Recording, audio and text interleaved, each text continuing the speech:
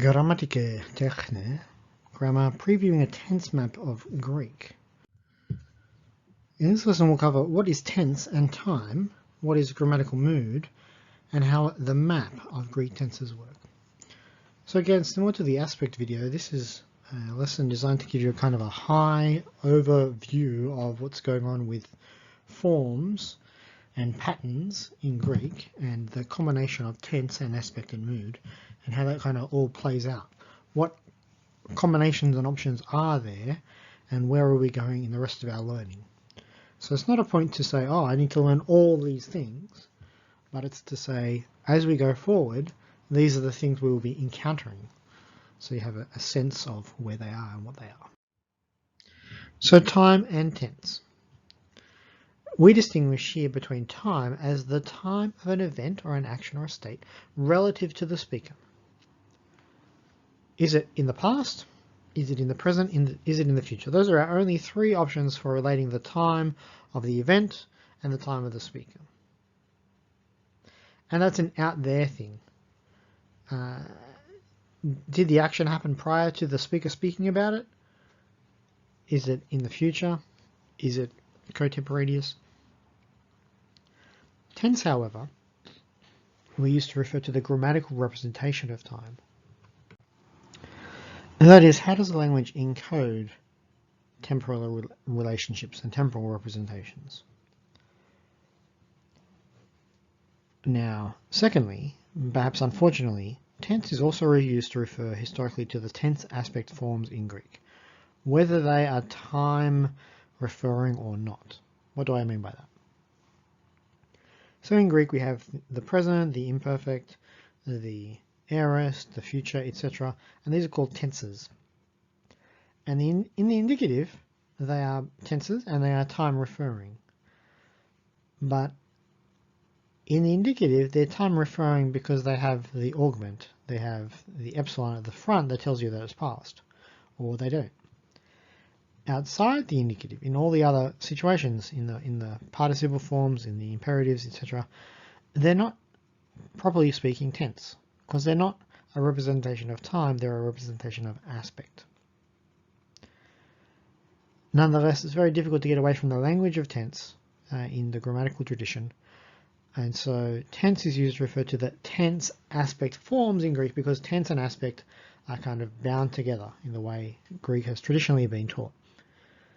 And so you'll hear other people, and inevitably you hear me talk about things like the present tense or present participles, even though they're not present, they're not temporal, they're aspectual, and so they're, strictly speaking, they're imperfective. Thirdly, we can talk about time as past and non-past in Greek. Just like English, technically speaking, has a morphological past and non-past, Greek has past and non-past marked by whether it has the augment marking past or does not.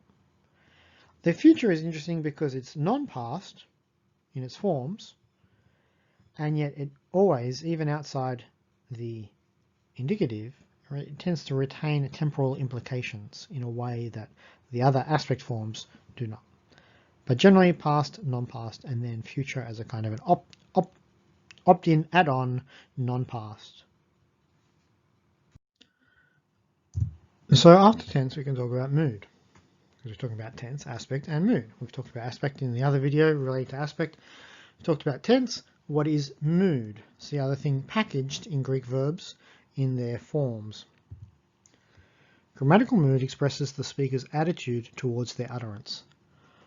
What are they trying to express in the statement or in the expression? The indicative, oristike, the indicative is a statement about what is or is not the case. That is a representation of the way things are or are not. It's a statement of fact. Or at least it represents a statement about fact. That is, speakers can be wrong, and speakers can be deceived, and they can also be deceiving. So it's not necessarily a representation of truth per se, but about the speaker's perception of truth. And so most sentences, most uses of verbs are actually indicative. You can think of it as a kind of a default mood. The imperative, prostaktike, is an expression of what the speaker wishes to be the case and is realized as a way of making it so. That is, commands and prohibitions. I want you to do the dishes, and so I say, do the dishes. I offer a command. I want you not to learn Latin, so I say, don't learn Latin. It's a prohibition. Generally speaking, commands and prohibitions cover the main ideas of the imperative, though some imperatives are not strictly commands, they're requests, they're expressions of begging, etc. But in terms of what the imperative is, and the mapping between forms and purpose, it's this expression of what the speaker wants to be the case, wishes to be the case, and is realized as a way of making it so. The difference between saying, I want the dishes done, as a statement of what I desire, and do the dishes as a way to get you to do the dishes. The subjunctive, hypotaktike, is used in various subordinated clauses, as well as to indicate certain irrealis situations. It's best to look at the subjunctive in the way it's used in Greek, rather than get a high-level overview of what it is, and then try and force that onto all its uses. But generally speaking, the subjunctive is used in various subordinated clauses. That's why it has the name subjunctive, subjunctivus, or conjunctivus, and then hypotaktike in Greek. It is the subordinated verb forms, because they are found in various clauses relating to a main clause, conditionals, hypotheticals, expressions of desires that aren't the case, and so on. And then we have the optative or optative, evktike. It's used primarily to express more remote possibilities and desires. It's relatively uncommon in Cuneic. It's relatively more common than in Attic. It's used in certain subordinated clauses where you might expect a subjunctive. It's used by itself to express what might be the case, or the speaker hopes could be the case.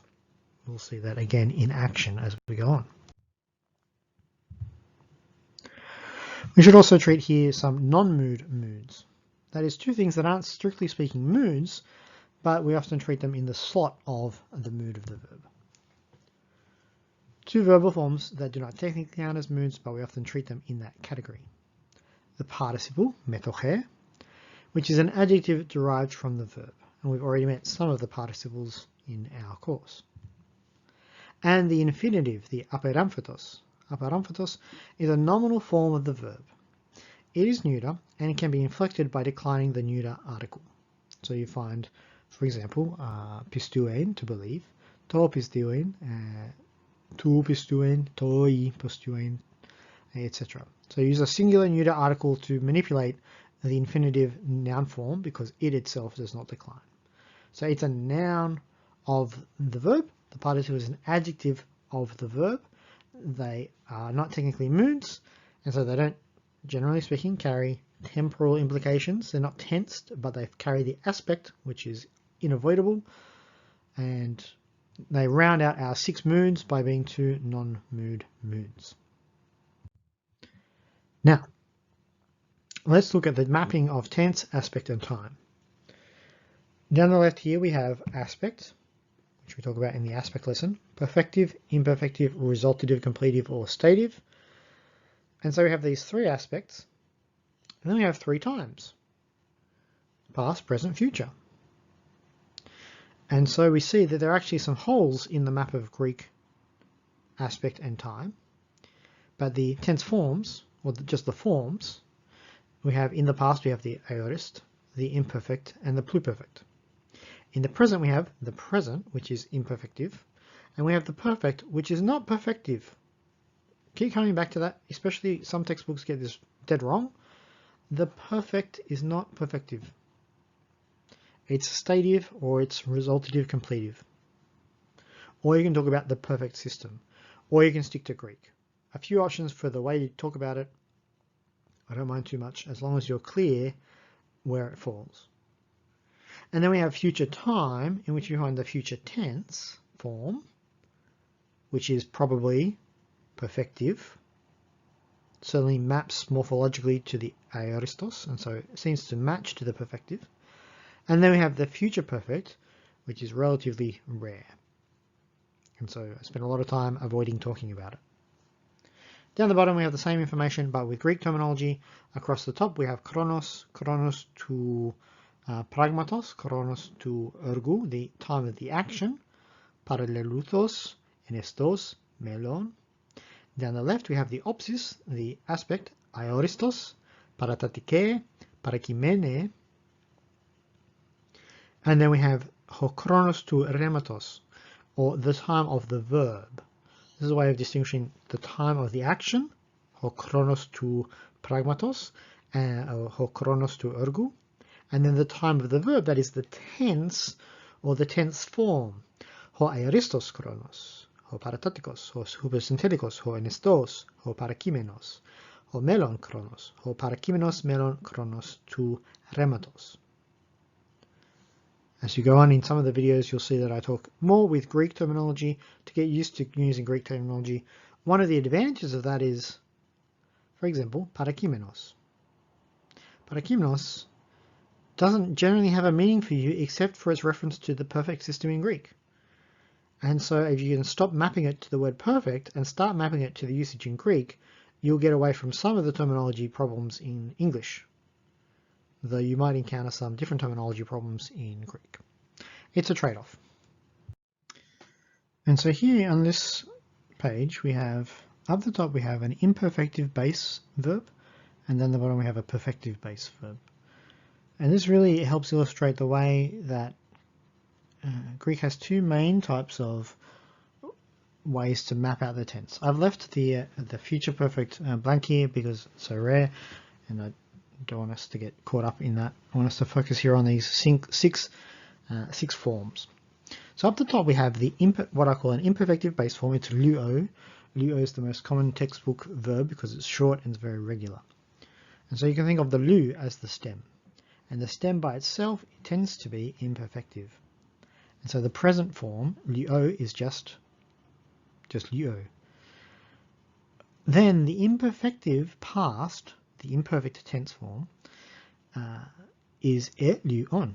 It has lu of the stem, it has the epsilon marking past time, and then it has on, which is part of our set of endings. These are all the first person forms.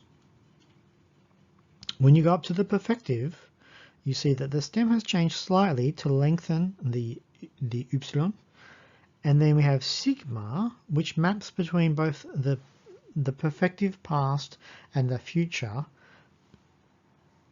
It's part of our marking for the perfective past. It's also part of our regular marking for the future. So in the future we just have lu, then we have sigma, and then we have endings like the present endings. In the past we have lu, then we have sigma, and then we have alpha, which is part of the regular personal endings marking that it's past perfective of an imperfective stem. And we have the epsilon telling us that it's past. When we come down to the resultative completive, or the stative, or the parakimene, we have the present parakimene, the leluka, marked by two things. We have the kappa alpha in the aspect slot, so to speak, and then we have reduplication, where the first, especially the first consonant of the verbal stem, lambda, is doubled, and usually given an epsilon in front of it, leluka. Both those features, the reduplication and the kappa, are retained in the past version, the pluperfect tense form, elelukein. You've got the kappa, you've got the reduplication, you've got the epsilon marking past time, and then you have a slightly different set of personal endings, ein instead of a. So, the imperfective is built off the same stem and then works together. The perfective forms are built off mostly the same stem and then a little bit of variation for past time and future. And then the resultative completive are built off the same aspect changes, and then again, past time marker, slightly different endings. When you come down to the second verb, ballo, with a double lambda in the present, This is what we might call a perfective base verb. That is, the base stem is not bal with a double lambda, but bal with a single lambda.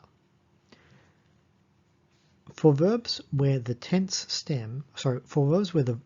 for verbs where the stem is different between the aorist and the present, it is very often, I would say mostly, I would never say all, but mostly the case that the stem that you find in the aoristos is more primary and explains the present stem. That is, the present stem derives from the aorist stem, or the imperfective stem derives from the perfective stem.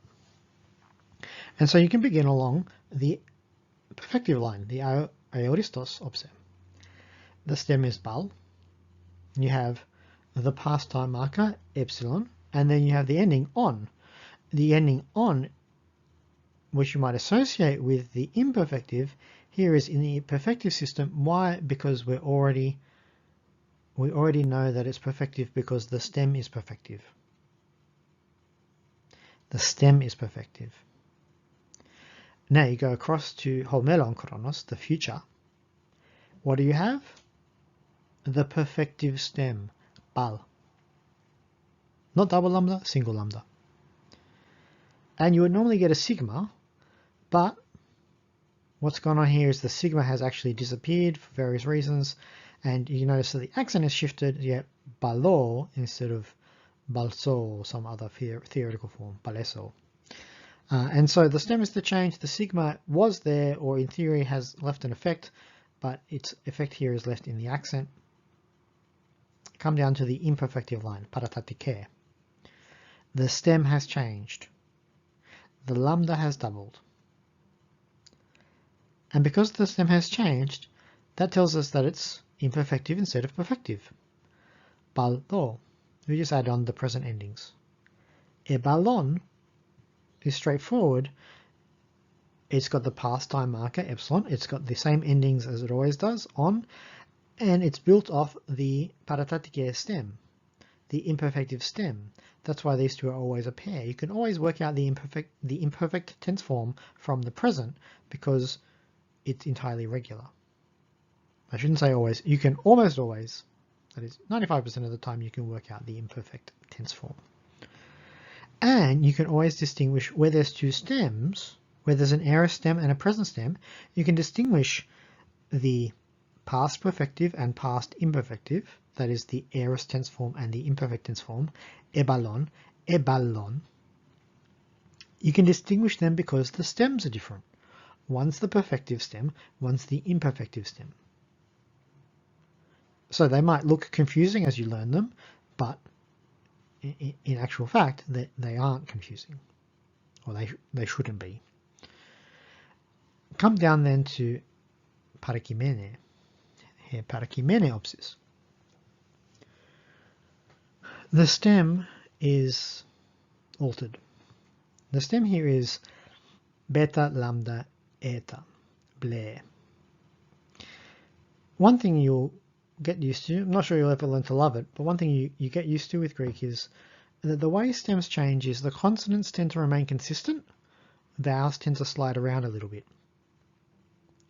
So alphas and etas often shift around a bit.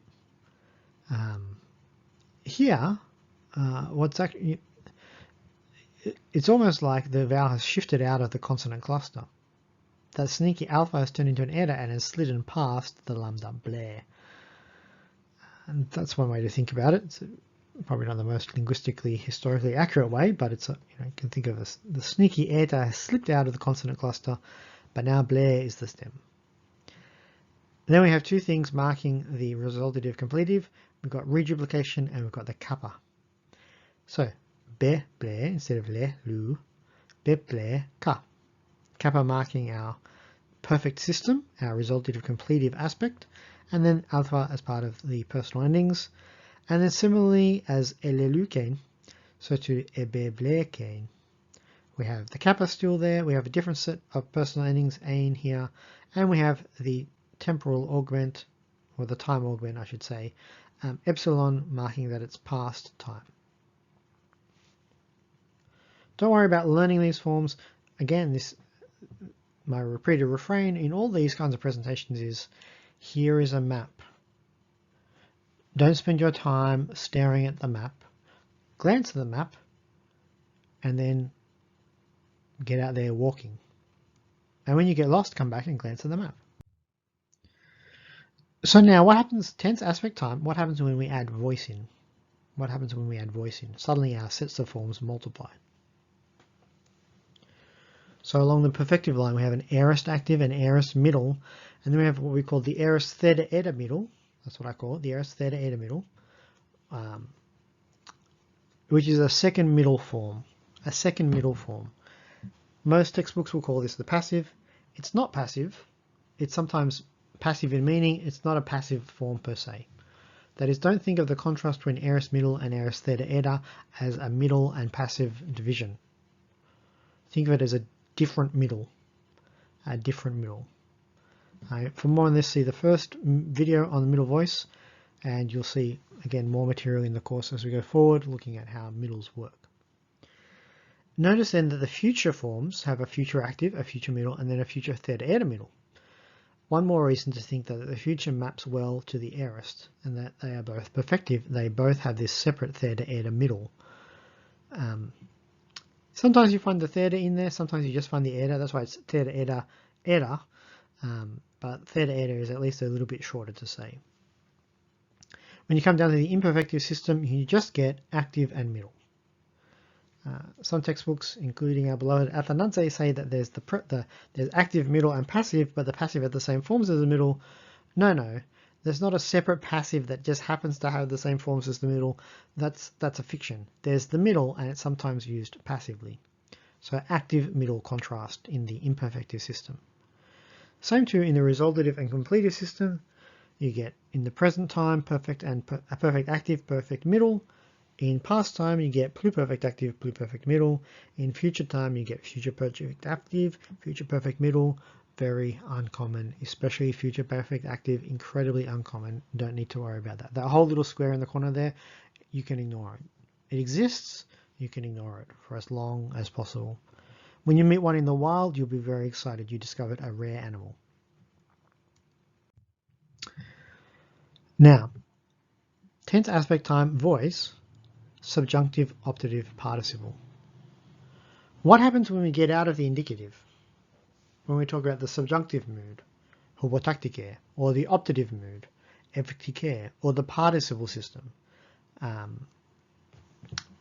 metoche, or even the imperatives,